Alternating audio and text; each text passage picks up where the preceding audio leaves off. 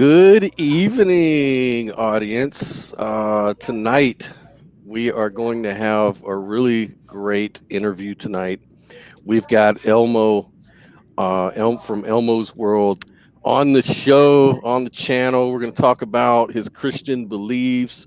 As we all know, this is a show about exploring epistemology. So, the goal of the show, of course, is to encourage healthy skepticism in as many people as I can, anyways. The reason for the goal is connected to the fact that society, myself included, my children, your children, we all live in a world made up of people who hold certain values and beliefs. And so these values and beliefs are reflected in a society and culture that we live in, right? So if these values and beliefs are in fact informed by people that make up these societies, then it seems to me that these beliefs and values should be arrived at using the most effective tools and methods possible to arrive at those beliefs. So this is what the show is all about. It's my contribution to that end, me and Katie. How's it going, Katie? How you doing? Are you there? Yes, I'm here. It's good to be joining you tonight. Mm-hmm. So how are you guys feeling?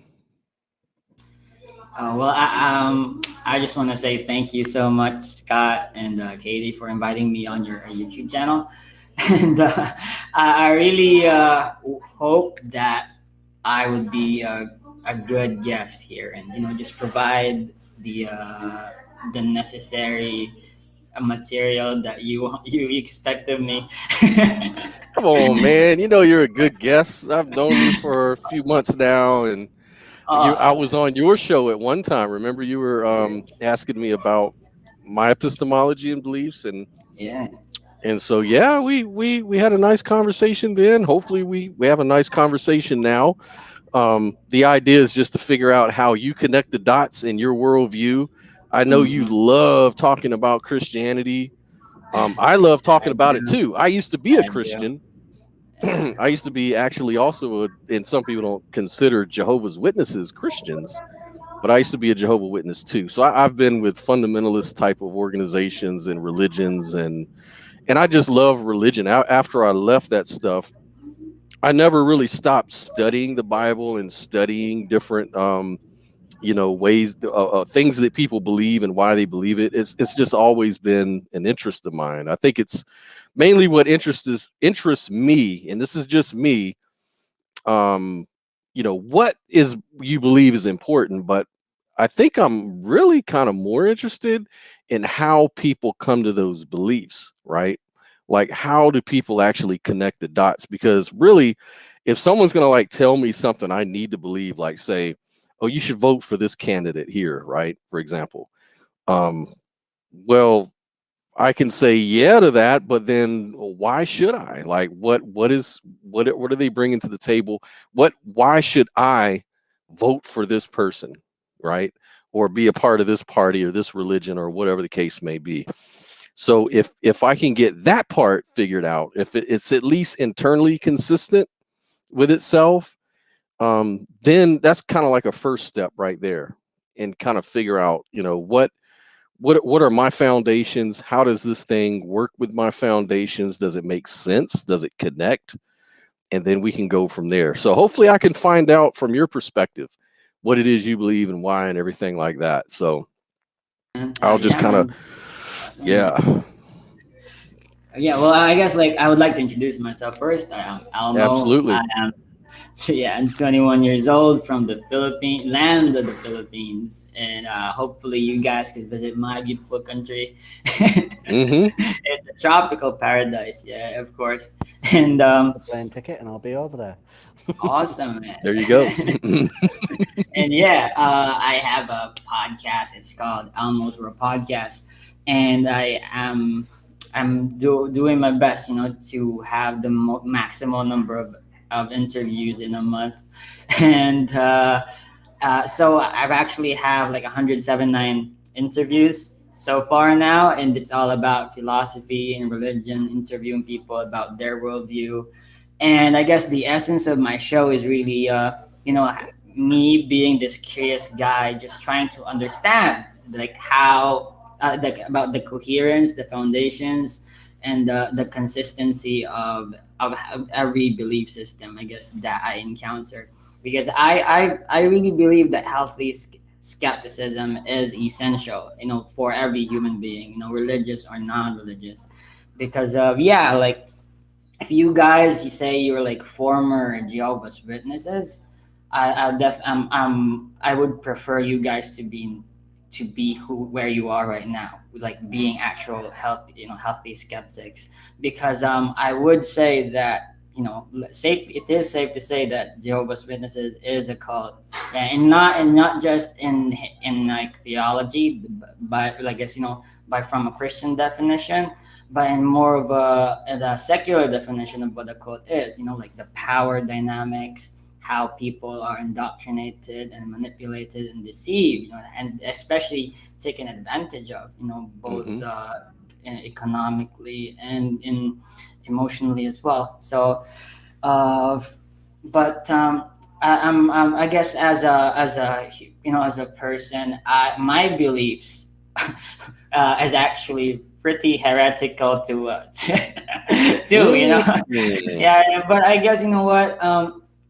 I have my explanation for it and how I've arrived at my beliefs. And, I was raised in a Baptist family, and Mm. yeah, I have very evangelical theology, and I grew up in it. But I've discovered it on my, like, a new way on my own, and a new perspective. But I still, of course, believe in Nicene Creed. I wouldn't Yeah. go so far as to be different in that, but in terms of how I understand and my apologetics, it's pretty absurd to the mainstream Christian. Interesting, man. I want to learn more about that, and a little bit more about your show. I know you've had some really interesting guests on there. Like, I Yeah, heard the one with T Jump, and you've had a lot of really good people come on and interesting conversations. And so, yeah, yeah. your show is the bomb, no doubt about that. And thank you for having me on as well. I appreciated that. Dude, you were one of the best, man, like, Really? all time. All right. Cool. Well, I want to learn more about your belief system. So, would you describe yourself as a Christian? Yes, I am Christian. Okay. Mhm. And what does Christianity mean to you? I guess, like, Christianity is following Jesus Christ as my Lord and Savior. Full on Nicene Creed, Jesus being Son of God, part of the second person, the Holy Trinity. You know, all the works, and I Hmm. guess that is the essential part of it. But also, I guess in how I have developed my beliefs, I guess I both assumed it because I was raised in a theist, belief system. Well, I guess it wasn't my choice. It was, I guess, uh, brought on to me, because that's how my parents wanted me, and that's, I guess, like, I do respect that, because any person would want salvation to their children, right, if that's what Hmm. they truly believed. So I don't hold anything against them for that. But I guess but still, while I grew, I realized for myself that, hey, I need to find out for myself, and to test everything that I know, or I was taught in my own judgment, so that I'm not just any person that was just indoctrinated and just follows what they were taught. So I imagine me, like, I'm like, fifth grade, sixth grade, and I would have read all the, like, Christian books, theology books, and there was this huge Christian encyclopedia that had everything in it. I was Hmm. just reading all about it, concerning, like, heresies, every part of like, Christian theology, and then in Whoa. the yeah. So and then, so I had I thought to myself, like, I studied like eschatology at a very young age, Christian heresies. I studied why the Catholic Church was a cult too, and everything Uh-huh. else. I grew up mainly believing that my belief system was the perfect one. To be honest, like we're like, and that is a dangerous thing. I and because like until I became high school, I got into university in like in a high school and a university, and all my classmates were confused with me because I acted as if like I was this holier than thou guy that had the answers to everything and would just enforce my beliefs and them like, hey, if you don't believe this, yeah, you're gonna go to hell and all that. But so it actually uh, that kind of mindset of believing that you're ultimately the right one and everything is wrong is unhealthy, and I don't think anyone should have that. That's why I at one point realized that, hey, I should actually be skeptical not just of others but also of my beliefs, Hmm. and and to have that critical thinking. And so it brought me into a spiral after that, and I just dived into everything. I dived into atheism, agnosticism, thought about Islam and Buddhism. But after high school, I guess it kind of stopped because I joined the military, and Hmm. there I was not thinking of religion or philosophy, only like girls and food and surviving Hmm. the training. So that was my thoughts when I got kicked out. Decided, hey, you know what, I'm gonna go back to my passions, which is studying this. And yeah, I started a podcast, and that's where I really developed strength in Christianity. Gotcha. How old were you when you jumped back in? Well, that was last year, so probably like 19 years old. So yeah, Reason which I is asked that, it's like a typical age when people join religions or get out of religions. It's like something mm, about that age, something about that frame of that range of mm, age, like I'd say mm, 19 to say 23. It seems like mm. that's a pertinent age where people get involved a little more in religion or philosophy and really spiritual matters for some weird reason. Yeah, Um, I guess so. Yeah. yeah, it's pretty interesting. But I just wanted to kind of first, before I go into some really deeper questions, but I just wanted to kind of figure out what kind of Christian you are. So I'm just going to ask you just a few like quick questions, right? Like they're going to be like, you can say you lean yes or lean no. So hellfire, like conscious torment forever. Would you lean yes or no? I'm an annihilationist, so yes, Annihilationist. Okay. Um, early Earth, like young Earth creation. Lean I'm yes or older, no? Old older. Earth. Okay. Um, let's see. Is the Genesis account analogous? Like, is it an analogy or is it literal history? Um, Sorry for there's a children's shouting in the background. I apologize, but yeah, I wouldn't say like analogous. I don't think that's the right term. I Okay. would say more of like, if you have to understand it in the context that it was written. So it's That it not was written. literal. That's what it is.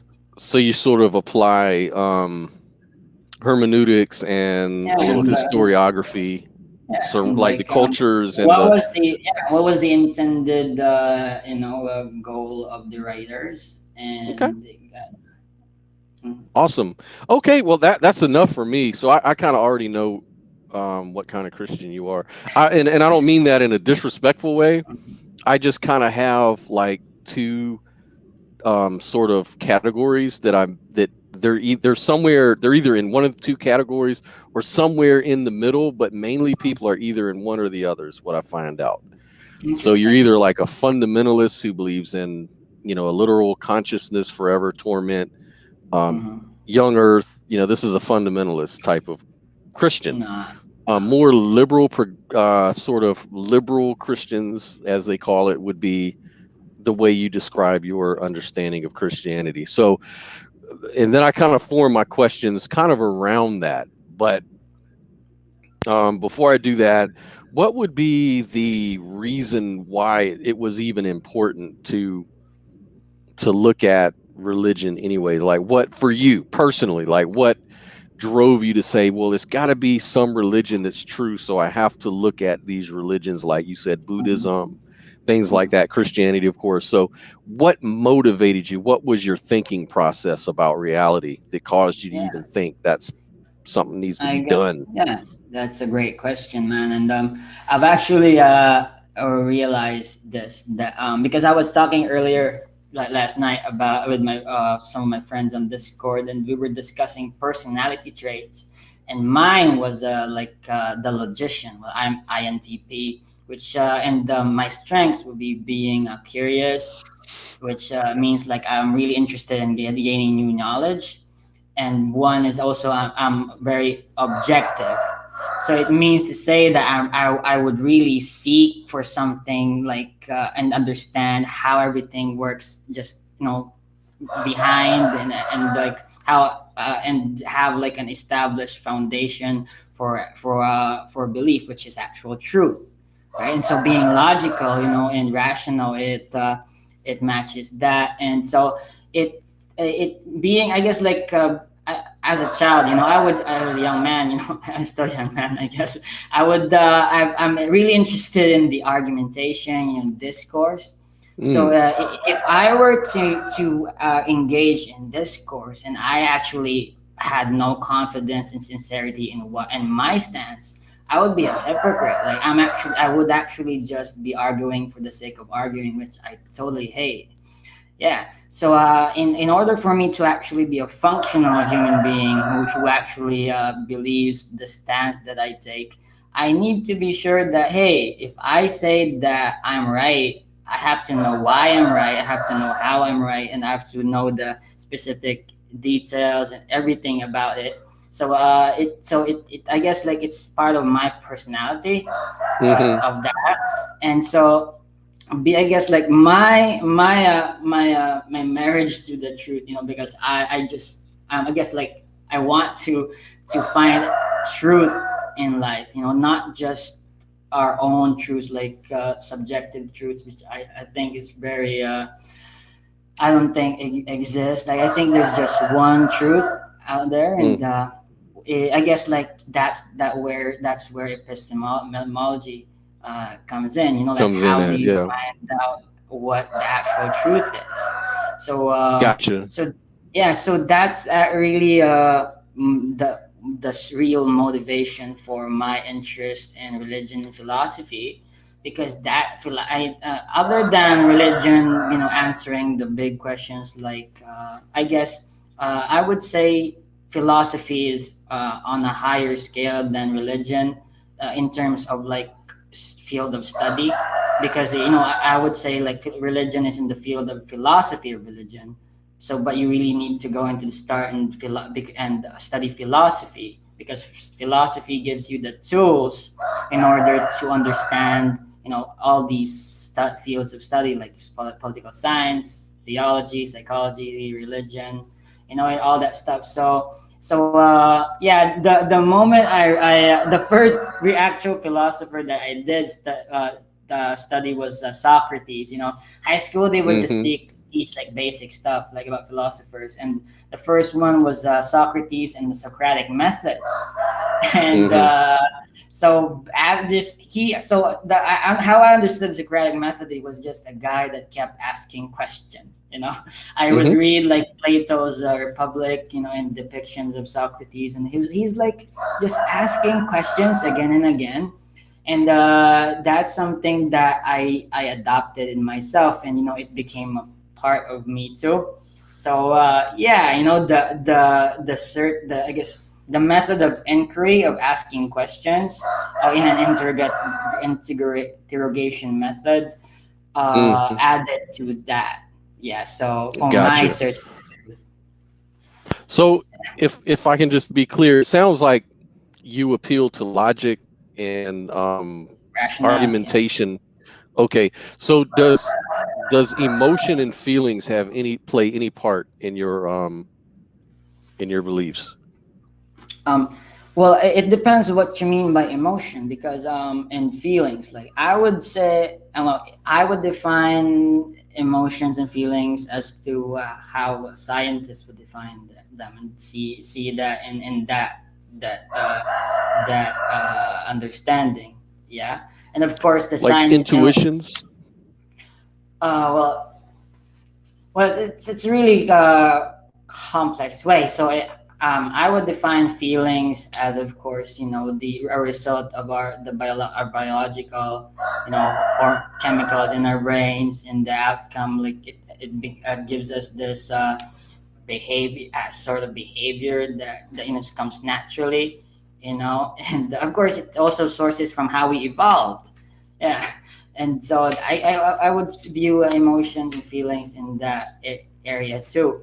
In terms of intuition, well, there's I guess that's a huge topic that I would actually relate to something like the mystery of consciousness, and with metaphysics. We could talk about that too. I love metaphysics, which is reason I ask about the feelings and the intuition is you said that one of the motivations was that you wanted to know the truth. You want to know about truth, right? Yeah. Why would you want to know about truth? Well, I guess, like, if I were to let's say find the answer to 1 + 1 equals what, right? There seems to be a missing answer to that. So unless I'm omniscient, then I'll be fully satisfied. Like I know everything, but I'm not. So So you at the want to least, know things. yeah. And Is so that the case? Is that fair to say? yeah, I guess, I could say, uh, wanting to know math, like 1 + 1 is. I mean, there's a practical reason behind it. Like you have to deal with money, or you have to deal with math in your everyday life, right? Like there's a practical utility for it. well, But I when you're guess, like, talking about yeah. truth, like you're talking about metaphysical truths, Well, why would you even? to the I guess, like, to the most basic level, my search for truth is very selfish. Like, I want to know, to understand, to, I guess, to have truth, because there might be a certain danger or mystery to me that I need to know, that I have to know, or like, like, just it only requires for an inquiry from my side in order for actually me to achieve and fulfill that need for truth, right? So yeah. I'm sorry.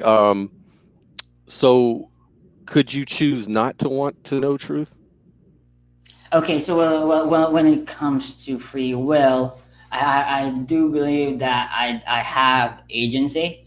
Yeah, and it seems to me, I wouldn't be able. I don't believe in determinism, in the sense. I guess there is some determinism in the world, right? But when it comes to human beings, like, we are agents that are able to transcend the determinism and the physical laws in the universe, which, we So the actually. reason I asked, so you could choose not to want to know truth. You could just easily just say, I don't want to know truth. Yeah, Just as easy as you exactly. want. So Which you could why choose did you? ignorance. Yeah. So why did you choose? I want to know about truth Yeah, things. because it seemed it's probably the case, because like, truth is an unknown variable, right? I mean, like, the ultimate truth. I do know some truth, but the ultimate truth is an unknown variable that might affect me in a way that I do not understand. And so that mystery, that's something that I do not understand. Like, I guess, produces a need for me to know what that is. Like, for example, What like, produced that if need? I'm. What produces? I'm sorry. I just want to kind of like Mhm. catch every little before I let it go Yeah, no, because no I'll problem, no forget. problem. Yeah, I definitely What? understand. Yeah. What? What produces you to want Yeah, to know well, truth again? yeah, because like the ultimate truth again is an unknown variable that might be that Hmm. might possibly be some the dangerous to me or something that I need to know, right? Because and so that I need to know, that means that I guess like it sources from a selfish desire or a selfish survival instincts where hey I exist, right? I'm an agent. I'm a person with agency, and I'm living in this universe that seems to be orderly and everything. Like like all the basics questions, right? So Did you choose that desire? Did you choose that particular desire? well, I guess like when it comes to choice, I actually did. Like I could choose to die right now and commit suicide or die of hunger and not do anything. That's still a choice. Hmm. I mean, like uh, yeah. So, so you, because you were saying that the desire, this desire is what produced this Mm, wanting yeah, and to this know the truth. desire. It was Yeah, like a, I think you said it was a survival yeah. It's instinct, I is would what say you said. I would say like in let's say like I'm like a mathematician who understands that in the equation that I'm trying to solve, there's an unknown variable. There are unknown variables in my equation Hmm. in order for me to find the right answer. And so, as a mathematician, right, I chose to want to find a solution to the equation. Right, that's why I want to know what the unknown variables are equal to. Hmm. So this wanting, so you chose to want it. Yeah, exactly. And why did you But well, choose to well, I want guess like that over not? um, Like what was the reason to choose one over the other? I guess is what I'm trying to figure out. well, I guess being a person of agency and having this free will, I could choose Hmm. not to, and I could choose to find the answer.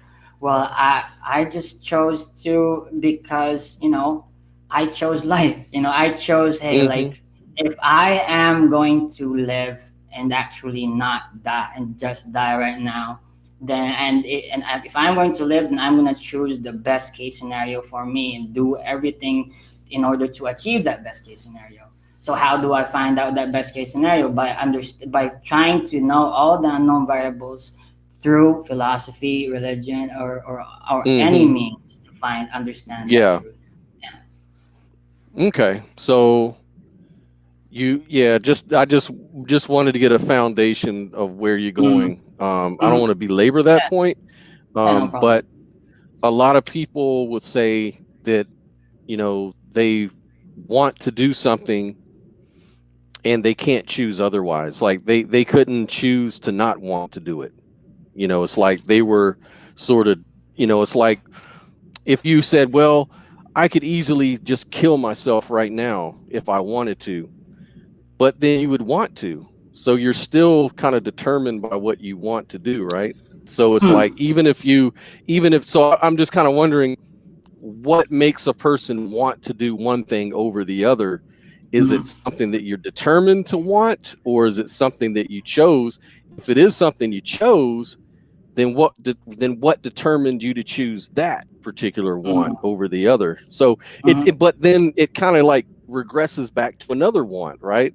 Like, Well, I guess like it still boils down to the question of consciousness, right? I mean, like I do agree hmm, that if I were like a dog, I wouldn't have any free will. I would be determined to just follow all the wants that I want, that I'm forced to want by the laws of the universe, right?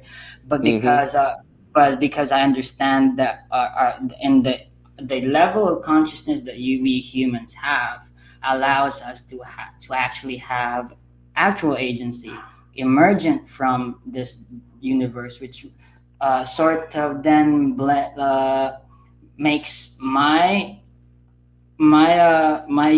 guess like my consciousness something mm-hmm, like I would say like exempted from determinism, but be able to sort of like be a buffer zone. Sort of, would you understand? Like, I to be think, able yeah, I to, think you say you operate Um, within a context. So it's like, yeah. Katie, did you want to say something? I think you jumped in. Well, yeah, I was. So you mentioned about the difference in consciousness. In Mm. your own words, could you explain the difference between, say, an animal's consciousness, like a dog, I think you mentioned, and Good our question. consciousness?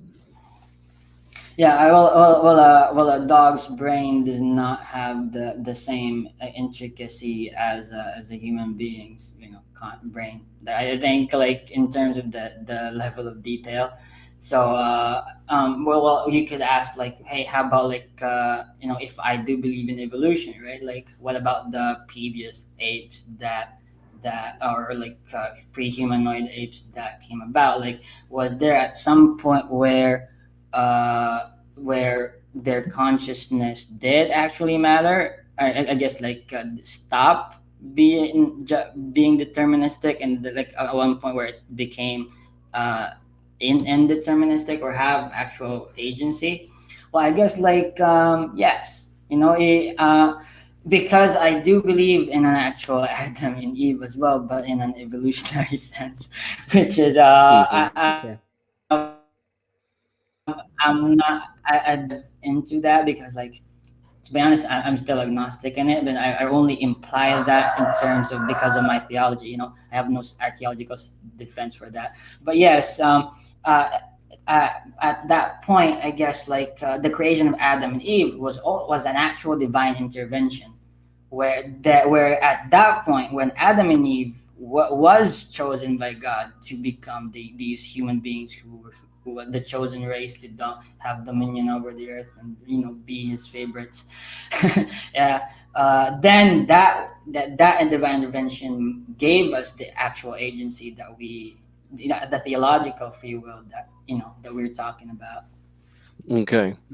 Mhm. Um, so how did you come to know that that is the case? Like, what Mhm, made you, mhm. or how confident are you that that's the case? First of all.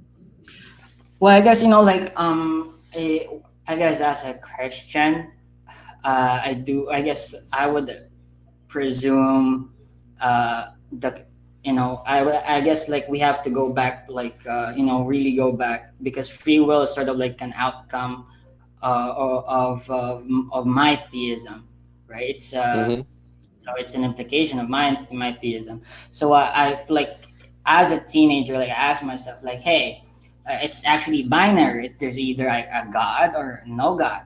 Like, there's hmm either a Christian God or there's no Christian God.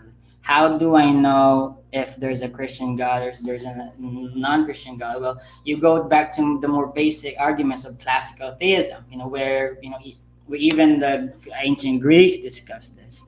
So I guess, oh man, do you hear the music? No. It's very Okay, faint. It's in the okay, background. it's right then. All right, well, yeah. Well, okay, well, classical theism is the arguments for it are very basic. Like, the you know the arguments for the first cause, the contingency argument, like hmm all those, like, intelligent design. Wow, it's really loud. hmm We can hardly hear it. Yeah, it's Okay, okay on our end. It's okay. all We can right. hardly hear it. Okay, I'll ignore it. So Oh yes, yeah.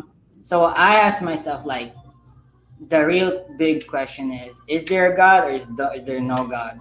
And for me, me thinking about everything, considering all the other options, like, I came to the conclusion that there is a God, and if there is a God, it's the Christian God. If it's the Christian God, then the Bible is right, and if the Bible is right, then I have to build a theology around it that actually works. Is not actual, like, it's not like, and not heretical in any way, and the theology includes having free will.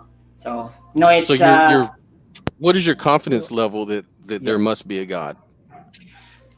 Yeah, well, I always say that I'm an agnostic theist, which means that Okay, I know what that I is. do I do not know that there is a God, but I believe there is one.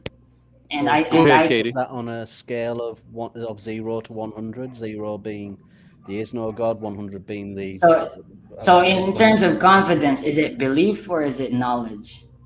In terms of Belief. belief, I would say there's 100% there is a God. Yeah, but in terms of knowledge, can I prove it empirically? uh, well, my theology is based on faith, right? So Okay. this actually makes sense that I can't prove it to you because I have to. Yeah. It's actually necessary for me to have faith that there's a God, because like if I can if people can actually prove that there is a God empirically or scientifically, then what's the point of faith, right? So, Hmm. if I mean, earlier on you mentioned that you were indoctrinated as a child, Yeah, and yeah, then you did some further research yeah. into religion and skepticism. Mm. Before you did the research, as a child, what would you have said that your confidence level was at that time? Oh well, as a child, I guess I would say like I'm like Gnostic theist. Being raised a Christian, I would song lead in church and pray in front of everyone. I would like totally know and believe that God is real. But because I've studied like philosophy and Hmm. epistemology more, I think it's really safer to say that hey, do I know that God exists? I don't know, but do I believe that God exists? Yes, I do. So your confidence level has definitely dropped Yeah, since doing the research. Okay. yeah. In terms of knowledge, right? Knowledge, Yeah. but not Yeah. belief. Mm. And your belief is based. You appeal to logic, as you said before. So the logical argumentation is what informs your belief. Yes, and that's why I believe. Yeah, and And Yeah. if we could put the belief on a scale between belief and knowledge, what percentage of your theism is belief over knowledge? I don't think we can separate it. Okay, I mean, like I'm a theist because I believe in God, but I'm not a theist because I know there is a God. Like I think that would be how I would put it. Yeah. Okay. Mhm. Okay. Okay. And so the what is your best argument for the belief in the Christian God? Us in the Christian God, not a classical theist God. The Christian Y- God. Um. Well, that's always a weird thing. I hear people say like they kind of distinguish between the classical God and the Christian God as though it almost sounds like there's two gods we're talking about. Are these things separated? Like, because if you can, what makes you? Well, I guess for the classical God, let's go there first. Then, what is Um, the best argument for that? I would say intelligent design and like kalam cosmological argument. Like, Long cosmological yeah, argument. Okay. yeah. Um. So it seems like your thought process, if I can just mirror you, is that there must have been a cause because everything that begins to exist had a cause. The universe exists, so it must have been caused. And that leads you to God, right? But then Mm, on the other, and then in companion to that mm, is intelligent design. So mm. you kind Well, of see like, I guess like I did say that it's the best argument, but I'm not saying it's these are the only arguments that I'm using mm-hmm, for a classical theist God. but they're probably the best that come to your mind when Yeah, you yeah. Yeah. talk That's about it. because Kalam's Yeah, the so like yeah. I would say like dismantling the two arguments, like it would really shake my beliefs but not really destroy all the pillars for it. So it would be Right. like a whole web, and actually wipe the whole web that it stands on, which I myself, like I do put my own belief system in a furnace that like much more worse than how I felt, how I interrogate other people. So I'm really skeptical like that. I'm skeptical to myself more, the more Hmm. Yeah. So, like with the kalam, there could be arguments for that scientists make for a naturalistic sort of explanation for the beginning of the universe that would account for um, design in the universe, also the fact that the expansion of the universe began, right? And they'll say it could be some unknown hidden variable that we just don't know about right now. Just like we Mm, don't know about God, we mm, could equally not know about this unknown natural thing that could be like a quantum field or something like that. mm, How do you mm. rule out one over the other? Oh yeah, well, actually, the first thing that I would like say, like, yeah, could our universe be a simulation? Probably can, and we're actually doing it right now. And it was in like in 1,000 years, we could probably be creating another universe in a simulation. You know, like Elon Musk said that too. Like, but what makes me prefer actually lean on classical theist God is in terms of uh, how our universe is works. I mean, like, for example, like our our universe actually that has the actual blueprints for consciousness to exist. You know, in It any does. other way, uh, we our consciousness couldn't have existed. If it just like any a different kind of degree or how it works. So it seems to me that the order of how everything is actually meant intentionally meant to be this way. Hmm. Yeah. Mm. So, could it be that consciousness is like simply a metaphysically emergent property, kind of like the fire triangle, or say like wetness and H2O, that Well, sort of thing? Is it well, possible? that it's possible, but that makes it even worse, right? Because the universe has the blueprint to allow metaphysical emergent consciousness to exist. I mean, how Hmm. much more unlikely is that? So, I would say like this is really like meant to be that way. Yeah, but I'm not saying that's the only thing. Like, I truly can't wrap my mind around it, because like in terms of my belief system, like everything is like a web, like connects and Hmm. Yeah, I'm yeah, just taking some of your main points, and we'll just flesh them out and see where yeah. they go. So, I guess what you're saying is you lean more towards a direct creation of consciousness rather than an emergent property that consciousness came out of the workings of physics. So you don't believe there's a physics of consciousness. Oh, I'm not saying that the consciousness is the soul. I do believe that whatever consciousness is like if it evolved and arise from evolution, and with the mixture of how the laws of physics work, Hmm. then it's the same thing. I would view evolution and the order of things like it's divinely guided. Yeah. So you would be okay if someone said that the consciousness was simply a byproduct of the human brain. Yeah, no problem with that. Okay. Okay. So you're sort of like a naturalistic I'm a naturalistic pantheist myself, as you know, because we talked about that on your podcast. So I Mm, kind of agree with you on that.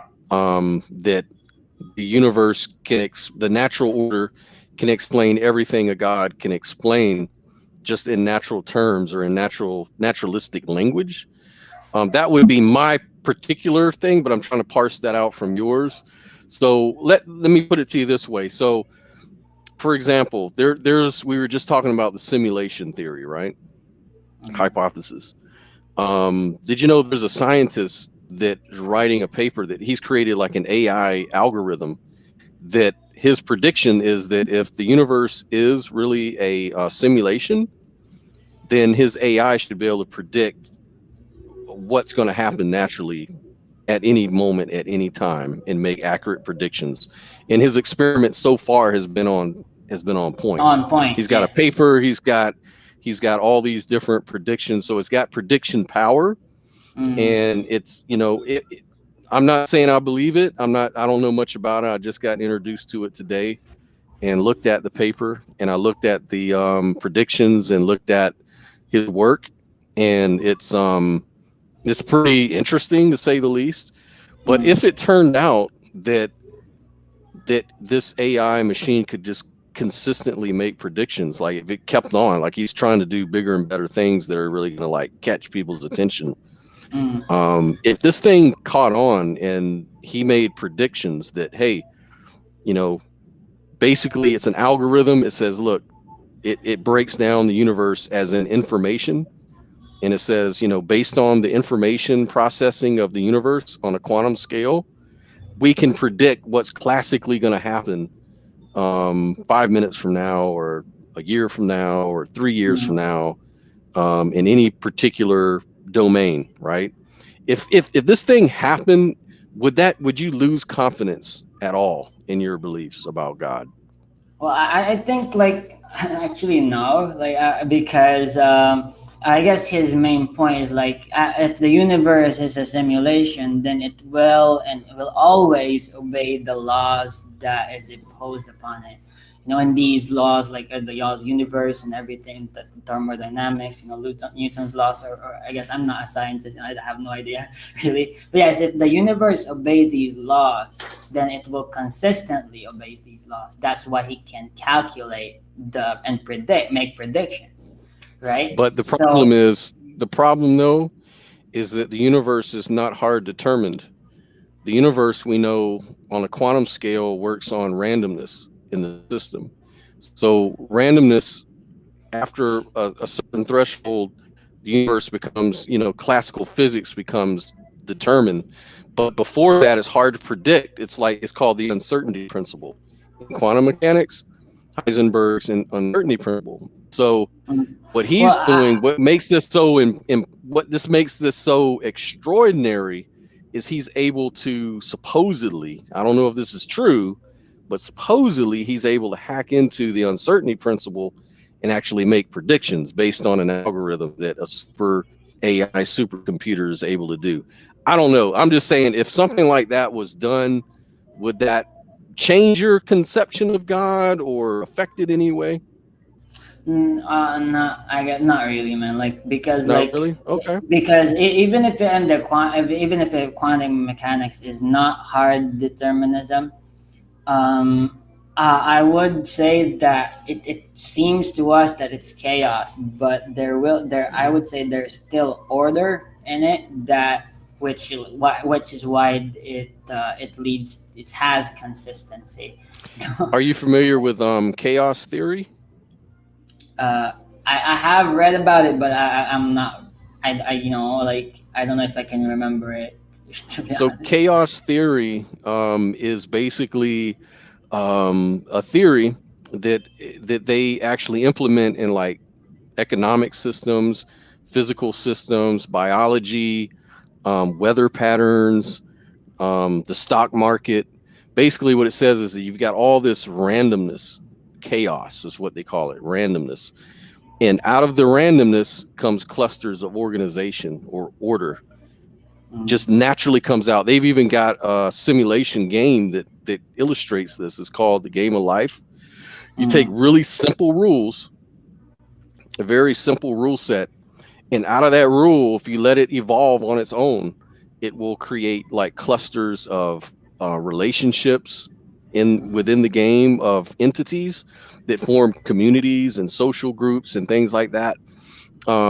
So there's a lot of different examples and evidence that at bottom, the world at least seems very chaotic, but order emerges out of these lower chaotic systems, right? A system or non-systems, if you will. So are you saying, like, if you found, I would just say, if you were to accept that, like if you were to look at the evidence and for some reason became convinced that, hey, they make predictions on this chaos theory, it works, it patterns, weather patterns pretty well, it makes stock market things pretty well. The more information we have about the chaotic system, the more we're able to predict, to have prediction power. If that were the case, would it change your idea about God at all? Well, I guess like I would have to take into account another thing too. It's a very Christian concept, but we call God the all maintainer, and it actually addresses Descartes. I think it was Descartes. It's apology. Yeah, but Descartes had the argument of a cogito ergo sum. Mm-hmm. But I think he's the one who also developed if the universe is simply a product of me thinking about it, like, or something like that, then there needs to be someone who always see things about the universe and maintains its existence. So I mean to say, like, okay, yeah, like what's making my let's say I have a cup here, like what makes my cup still a cup, there I guess there's something they call like a principle of actuality, which is actually a presupposition. You mean like it's so for example, like what makes A is actually a circular argument, right? And there's really nothing so it means to say that there needs to be like another level that makes A actually A, and actually validates that. So that's why even if everything in the universe is just a product of chaos theory, of chaos simply emerging and creating order on its own outside of a God, without any God's influence, like something existing because it exists is a circular argument and requires a primordial being that to actually make it exist. So, you make a good point. Most arguments are circular. Most worldviews always end up circular at some point. It's called epistemic circularity. Yeah, and I so agree. this is a real thing. That it doesn't matter what worldview you hold, whether it's Christianity, exactly, and mine atheism. Too. Yeah, every worldview is going to eventually bottom out to a circular argument. But there are other, but that's within classical logic, though. There are. Have you ever heard of dialetheism?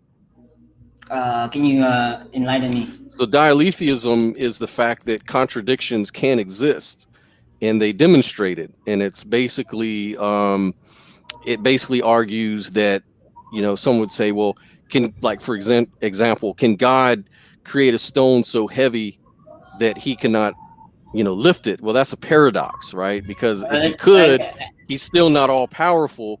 Like if you're going to describe it more rigorously, you'd say, can an all powerful God lift a stone so heavy that this all powerful God couldn't even lift it? Because if he can't create a stone that he can't lift, he's not all powerful. But if he can create a stone that he cannot lift, he's still not all powerful because he can't lift it. So there's something he can't do. So dialetheism will attack this problem and say, no, actually, that's not a contradiction at all, because God can do both. He can create something he can't lift, because that in itself is a contradiction. And if he can do something contrary to begin with, then he can also do something contrary, which is to lift the heavy stone. So it's called an equivalence argument. So basically it equals out. So basically God exists and God doesn't exist at the same time. That's what dialetheism does. It takes contradictions. A is A, and it says, no, you can actually have that. But that's deep philosophy. That's just a different structure of logic. But I just didn't know whether you were familiar with that at all, or or Well, if you I guess even. like I mean like the argument of like can God lie or stuff like that, and or like yeah, can God lift make a married bachelor? Um, that's a that's a very old question, and I guess people have attempted to answer it. I guess but like can you draw an actual like state like conclusion from an argument you derive from that actually makes a gives conclusive evidence of dialytheism or stuff like that, then I would consider it, but so far I don't think there is. Yeah. Yeah, it doesn't make sense. I mean, at the face of it, I understand that the Yeah. intuition is to say that, it's not logical for contradictions to exist. But the fact of the matter is that in academia, there is different forms of logic, different languages of logic that makes contradictions work. And, so it is interesting at least. But this gets back, again to the free will question. Would you say that God is all knowing? Yeah. He is all knowing. So his knowledge is perfect. So Yeah. he would know what he's going to do in the future if he's all knowing and all perfect, right? um I think God is right when I say that he's outside of time, and so What does that he mean? I mean to say that well, there are theories to this. Dr. Ryan Mullins, he actually read a book where he says like God is time. No, and the Christians argue with this too, and I'm saying like time is relevant because that is actually a dimension that that we as physical beings live in. So in terms of God, and putting him in a context of time, I would say yeah, God does know that that what he's going to do, but he's also outside of time, so that's another variable that I don't know the actual conclusions would lead. So God is still God, and it God, and of course, like I'm saying, like theists, they have like easy cheat in terms of these types of arguments, because like God, he's just the special exemption to all your arguments. Hmm. So Right. That's what I'm trying to figure out. Like, if God knows everything he will do in the future, that mm. means he can't do otherwise. Because even if he did otherwise, he would know he was going to do otherwise. It kind of like Well, that's the infringes on thing, though. free will. Like, maybe if God is if God is put in the context of being in time, right? Then there is a was or will or is there, but because God is beyond time, there's only just God is, and What does it mean to be beyond time? What does that mean? well, I guess like God created everything, so it means that He is eternal, right? So yeah, And eternal is a temporal sort of. I So he's guess an like infinity. He's always infinite. yeah, yeah. Well, to be honest, So like in terms of the nature of God, I guess like I only know of God in terms of what is revealed to me by the Bible, and maybe some good theology, healthy theology, but in terms of the actual nature of God and how like in a mathematical super logical sense, I wouldn't be able to also talk about it. Yeah. well, the reason I bring that up anyways is because it's like we're talking about logical arguments. Mhm. So these are the logical arguments. These are the things atheists talk about all the time. You True, you true. you Yeah, I already do. understand I all this. see that. So Yeah. so it's just this is just a very rudimentary sort of, you know, logic 101 sort of stuff right here. Like Mhm. if God knows everything, like if I knew the future and I knew exactly everything I was going to do, then it seems like I don't have free will, because in that case, I couldn't do otherwise. Because even if I said, well, actually I could, because all I'd have to do is change my mind. But then if I knew everything, I would know that I would change my mind. So I really couldn't. It would be kind of like a married bachelor situation where it's just a concept that doesn't really make sense. So then I've heard this justifier, which is, well, God is special in this case because he's outside of time, but I never have anyone tell me, what does that really mean? Like, if you're outside of time, it seems like you have no causative powers, because then, like, how long did it take you to cause something to happen? Like, how long was God thinking about causing the universe to happen? Well, they say, well, he's infinite, he's eternal, he was thinking about it infinitely. But then when does something begin to exist and when does it end? If God is infinite, if God is infinite, it just doesn't really, I don't understand how that works. It's like if I was to say the universe is infinite, then a theist would say, well, that's just ridiculous, because how could you ever say that the universe began to exist if it was infinitely in the past and infinitely in the future? It doesn't make sense. It would just always be, right? But why is God a special condition then? If we're talking about just logical arguments, we're not talking about special revelation, that, because I've heard that too. A lot of Christians will say, well, you're trying to approach this from carnal logic, from man's logic, but you have to understand the deep God logic. It's the God logic that's going to help you see it, and you'll only get the God logic when you have this feeling of the Holy Spirit come upon you and explain it to you and all of that. But then that just leads to a lot of different questions, like, how do you distinguish between your imagination and real revelation? Like, how do you separate it out? Like, these are the questions that I have that just never get answered. I don't know. Uh-oh, you're muted. Yeah, I would say me too. Of course, I've been really struggling with that. And I'm still on the fence. Like that, because if I were to say like there's nothing that could change my beliefs, then I would be hypocritical. So Well, that's yeah. good, man. I'm glad to hear you say that, because Mm. So there's in terms of nothing the worse God than, logic, yeah. right? Or the Hmm. deep God logic and the carnal logic, who well, I guess there is what I can see there, right, is there is a desire to understand, like the God, and how he, and how it, what if is you're asking like, does God, the concept of God, make sense? I think that's the real question, right? Like, if we put God, the concept of God, in this situation, does it sort of like make a syntax error, like in what you said, like, can God make rocks and not, and or Can't like lift them, yeah. can't lift? Yeah.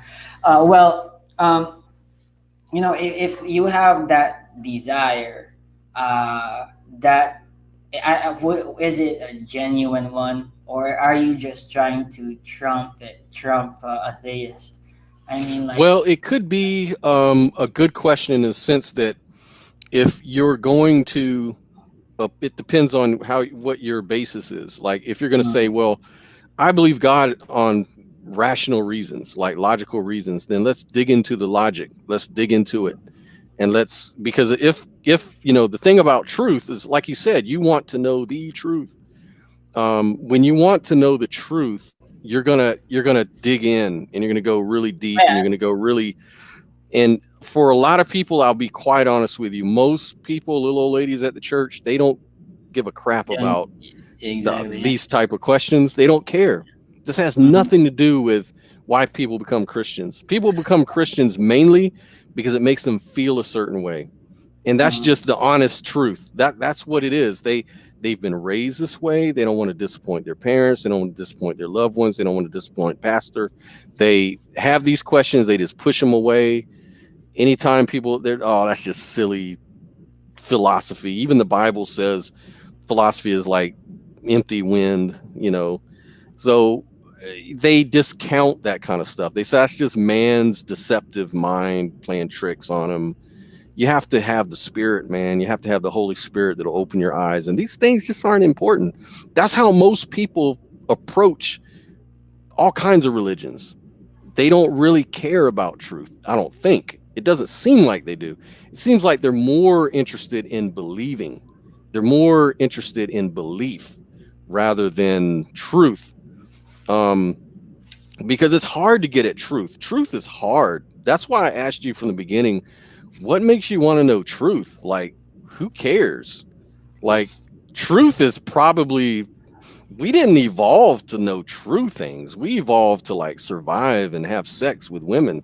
We didn't like evolve to, you know, know quantum mechanics, and we didn't evolve to know the cosmos. And that's just stuff that we just picked up along the way haphazardly and fortunately, because let's face it, if Einstein never lived, or if things didn't happen, would we even have half the things we do today because of these great innovators and stuff like that? I don't think we evolved necessarily, and it comes naturally for us. I mean, in my point of view, we're like just evolved apes. We speak language and we do a lot of cool stuff. We're a lot different than a lot of animals on Earth, but we're not really capable of learning, metaphysical truths. I mean, that might just be out of our purview. It might be a really slow process to get there, but it's worth doing. I like it. I enjoy it, but I don't have my hopes up very high. That's why I'm an agnostic. Well, I guess like here's my take on the why truth, right? Why do I search for truth? I want to ask you like three questions, right? And Scott, like what kind of love do you have for your family? Is it like true love, or is it just like chemical biology that in your brain? I think based on everything I've learned, it's a chemical in my brain. It's like if something happened to my brain and I went retarded tomorrow, I could lose my memory about my kids, my family, everything, while the chemicals processing through my it's brain. Not real. So it's not real in the sense that like No, it's real. the romantic sense.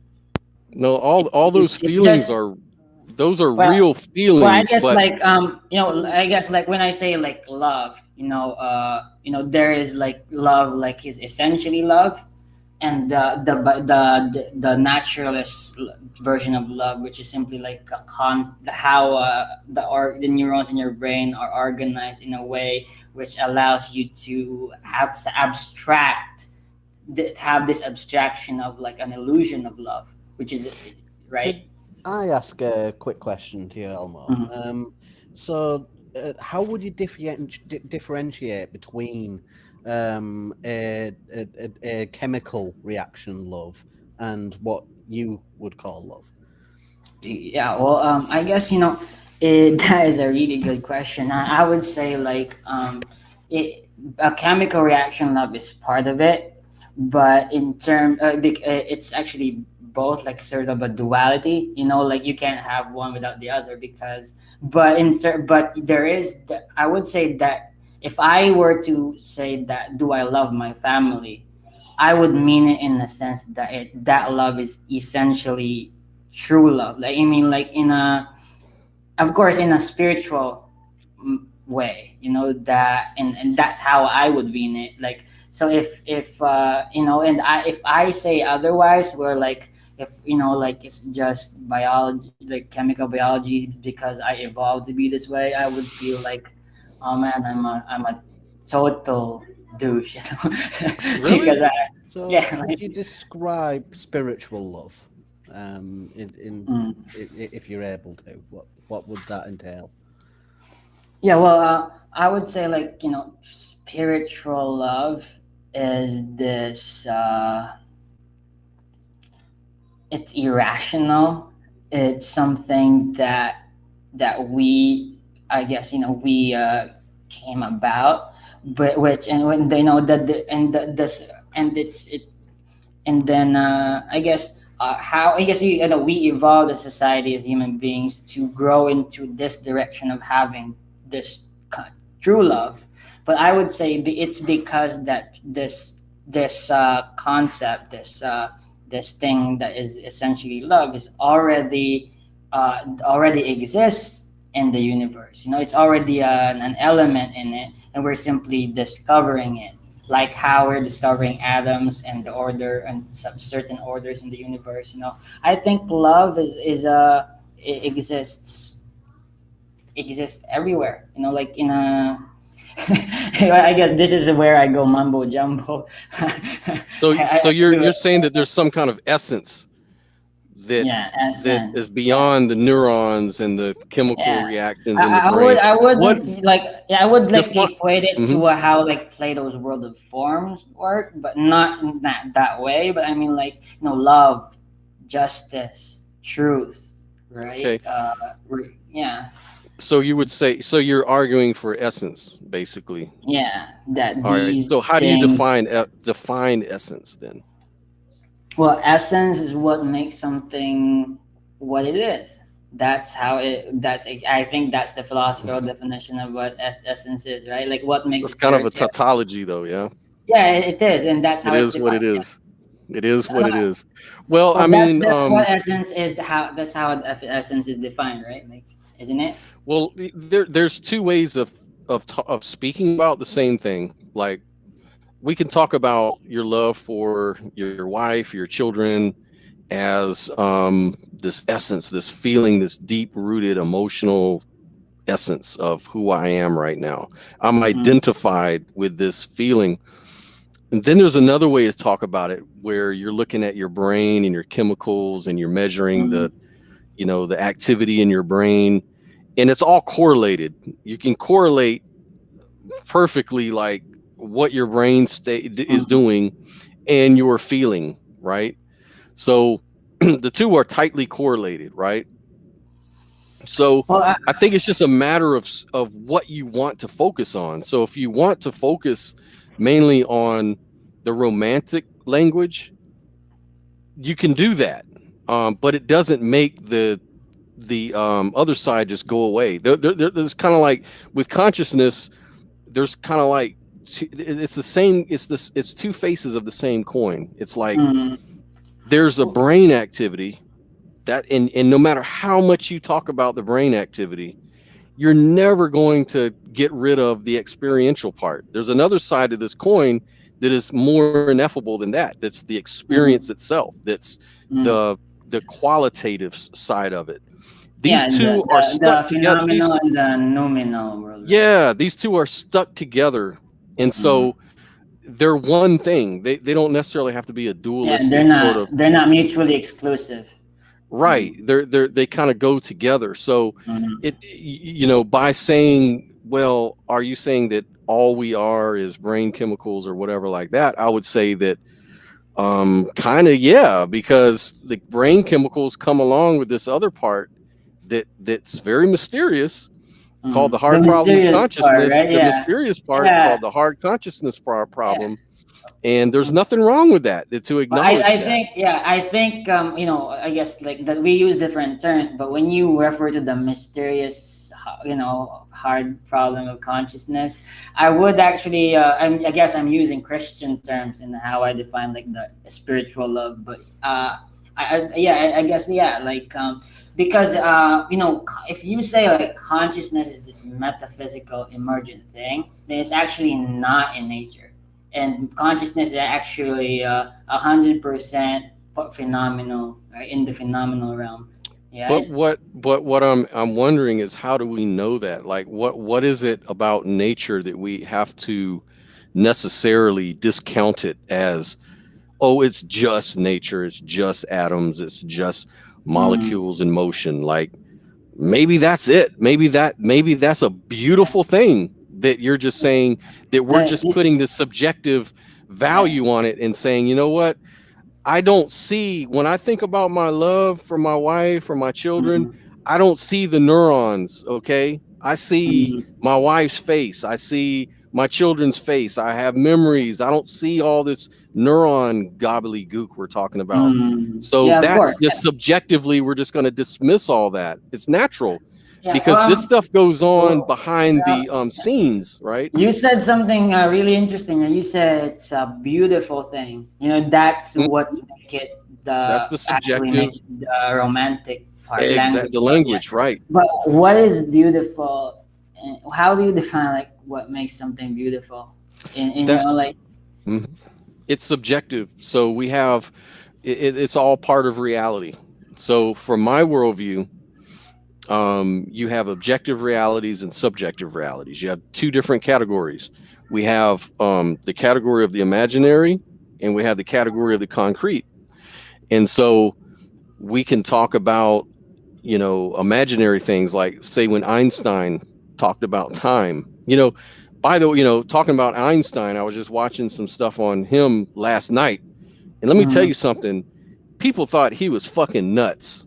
Okay, back when he was talking about relativity and time and light bending and things like that, physicists, the consensus of experts in his day, said this guy is fucking nuts. He's not a genius. He needs to be locked up. He makes no sense. And but he was able to take that imagination of his imaginary imagination and connect it to the concrete. He was able to actually do testable, verifiable, novel predictions that came true. So he was able to move his imagination into the concrete.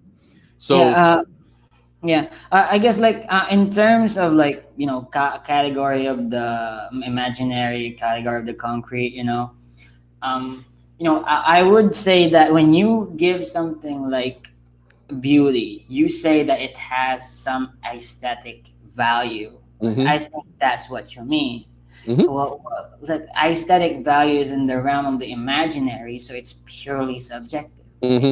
But it's so when you say subjective, then there's an object and a subject, right? So if there is a sub object and a subject, then the subject is the observer and the object is the thing that has this aesthetic value, right? In which the subject gives value to this object. But the thing is, if you live in a deterministic world where there is no agency, right, or some kind of that, then the subject does not exist. It's an abstraction, yeah. So there in is a materialistic yeah, in a philosophy, like materialistic, yeah. yeah. But of course, I don't know. I don't know how many. I don't know how. I can't speak for materialists. Oh, yeah, of course, Or yeah. You're a pantheist, right? yeah, I'm not necessarily a materialist Yeah, of course. myself, but So that's cool, man.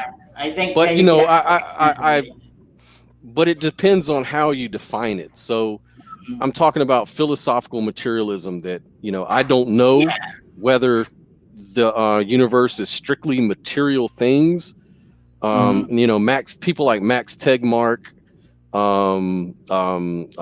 Roger Penrose, they're more they tend to look at the metaphysic as mathematical, but they're mathematicians, so they're going to be biased. Yeah. They're going to be biased towards their form of study.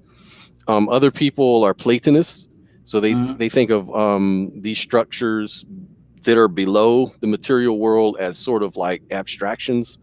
But mathematics is an abstraction too. So Max Tegmark, Roger Penrose, these guys, they're atheists too. I think that they consider themselves methodological materialists, but they don't necessarily consider themselves as philosophical materialists because of what their form. They study quantum mechanics and you seem to be a materialist, but you're a naturalist pantheist, right? Like, is that how you work? yeah. I'm not really sure.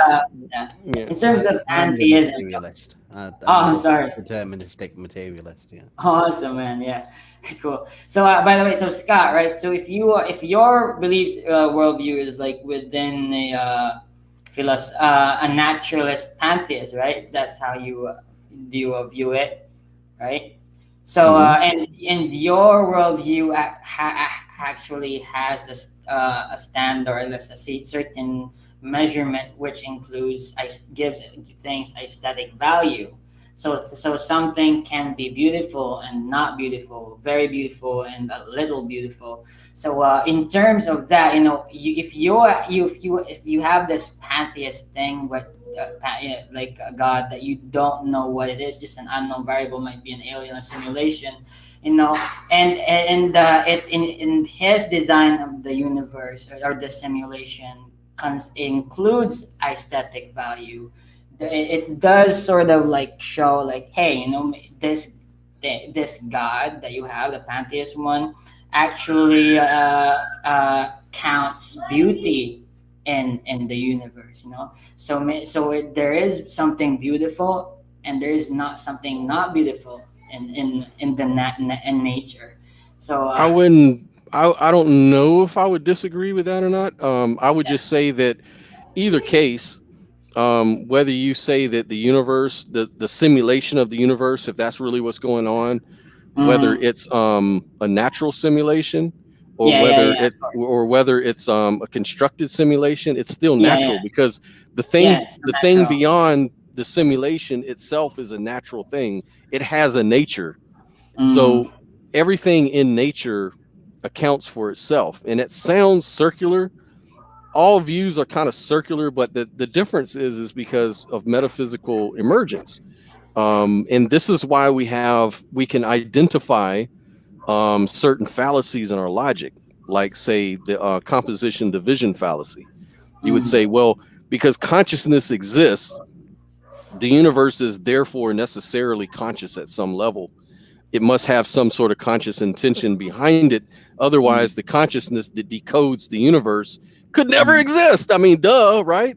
But the thing about that is, no, not necessarily, because we Mm. know in reality that there are things that emerge from other properties that are irreducible. You can't reduce, fire isn't just oxygen. It's a combination of oxygen, heat, and a lot of other things, other properties.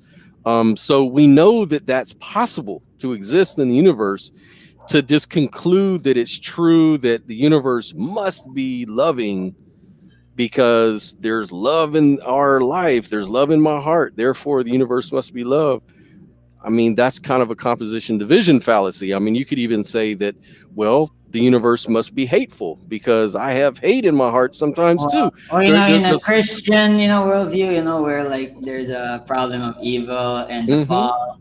Yeah, Mm-hmm. that sort of fits the bill still, right? Yeah, I but know. anyways, man, like I have to go on James. This is Oh interview. yeah, yeah, that's right, man. I'm gonna watch you and James get down, man. I want to check it out. I like his channel. I was on his channel before too. Oh, awesome! That's Yeah, great. he's a Yeah, cool guy, real cool guy. You guys will have a really good convo. yeah. Well, No, hey, man, James think. actually my good friend. He was there. Like when I started my podcast. Like it was the Mm-hmm. yeah. Nice, man. Well, hey, it's been a real conversation, man. I appreciate you going down the rabbit holes with me Yeah, thanks, and man. checking it out. Yeah, no problem. Keep up the good work that you're doing, man. I'm listening to your podcast. I'll check you out with James. Mm. Check Elmo out, Elmo's World. Yeah. He's got a really Just good Google like Spotify Almost channel. World Podcast, yeah, and that's it. You'll find it. Mm-hmm. Cool. Katie, do you have anything you want to say? If we were wrapping up, I was wanting to announce the live stream Jehovah's Witness annual convention rebuttals that me and Scott are going to be starting next week. I'm going to be testing out live streaming this year, so please, everybody, please do tune in for that. I'll be posting that up on social media in the next couple of days. Awesome. Yeah. Yeah, cool, man. This was fun. Yeah, I loved it. Yeah. And after I'm this, sure. get some sleep. Get some sleep. You haven't slept all Oh night. man, after James, you mean? That's right. That's what I'm saying. Yeah. Get you some shut eye. All right. Well, good night, everybody. Thanks for joining us. I hope you enjoyed the conversation like I did, and we will see you next week with another fascinating guest. So, till then, we'll be exploring epistemology. Awesome. Peace. Yeah.